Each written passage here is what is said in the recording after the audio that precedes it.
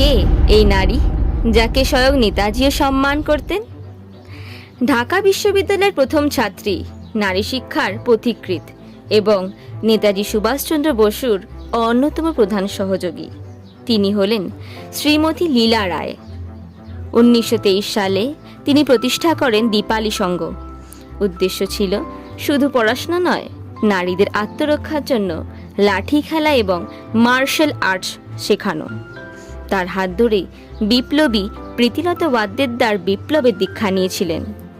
1946 সালের নোয়াখালী দাঙ্গার সময় গান্ধীজি পৌঁছানোর আগেই শ্রীমতী লীলা রায় সেখানে ত্রাণ শিবির খুলেছিলেন। মাত্র 6 দিনে পায়ে হেঁটে 90 মাইল পাড়ি দিয়ে তিনি প্রায় 400 বিপন্ন নারীকে উদ্ধার করেন।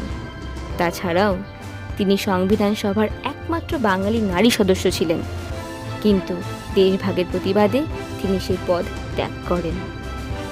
1931 সালে তিনি পুরোপুরি নারীদের দ্বারা পরিচালিত প্রথম পত্রিকা জয়শ্রী প্রকাশ করেন। নেতাজি তাকে আদর করে লি বলে ডাকতেন। এমনকি বলা হয় 1945 সালের পর নেতাজির সাথে তার গোপন যোগাযোগ ছিল এবং তিনিই প্রথম জানিয়েছিলেন যে নেতাজি সুভাষচন্দ্র বসু জীবিত আছেন।